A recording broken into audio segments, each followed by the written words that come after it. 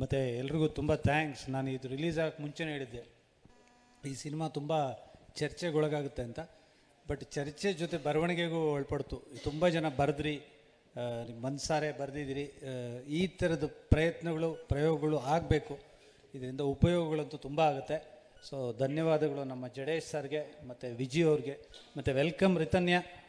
ಈ ಹುಡುಗಿಗೆ ನಿಮ್ಮೆಲ್ಲರ ಆಶೀರ್ವಾದ ಬೇಕು. ಮತ್ತು ಸಿನಿಮಾ ಇಷ್ಟು ಕಷ್ಟನ ಅನಿಸೋ ಅಷ್ಟು ಓಡಾಡ್ತಿದ್ದಾಳೆ. ಮತ್ತು ಶ್ರೀಕಾಂತ್ ನನ್ನ ಜೊತೆ ಸಂಭಾಷಣೆಕಾರನಾಗಿ ಗುರುತಿಸ್ಕೊಂಡಿದ್ದು. ನನಗೆ ಇಷ್ಟು ಬರ್ಕೊಡೋನು, ನಾನು ಅದರಲ್ಲಿ ಈ ತೀಟೆಗಳನ್ನೆಲ್ಲ ಬರೆದಿದ್ದು. ಬಟ್ ನನಗೆ ಇದು ತಲೆಕಿಂದಲು ಬರ್ತಿದ್ದು. ಇಲ್ಲಿ ಆಗಬೇಕಾಗಿರೋದು ಸಂಧಾನ ಅಲ್ಲ ಸಂವಿಧಾನ ಅಂದಾಗ ಇಡೀ ಥಿಯೇಟ್ರ್ ವಿಜಿಲ್ ಹೊಡೆದಾಗ ನಮಗೂ ಜುಮ್ ಅಂತು. ಸೊ ತುಂಬ ಥ್ಯಾಂಕ್ಸ್ ನಿಮ್ಗೆಲ್ರಿಗೂ. ಎಲ್ಲರ ಸಮಯಕ್ಕೂ ಬೆಲೆ ಇದೆ. ನೀವುಗಳು ಅಷ್ಟು ಸಿನಿಮಾ ಥಿಯೇಟ್ರಿಗೆ ಬರೋದಲ್ಲದೆ ಈ ಥರದ ಸಭೆಗಳು ನೀವೇ ಆರ್ಗನೈಸ್ ಮಾಡಿ ಕರೆದು ನಮ್ಮಂಥವ್ರನ್ನೆಲ್ಲ ಕೂರಿಸಿ ಮಾತಾಡಿಸ್ತಾ ಇರೋದು ತುಂಬ ತುಂಬ ಆಭಾರಿಗಳು ನಾವು.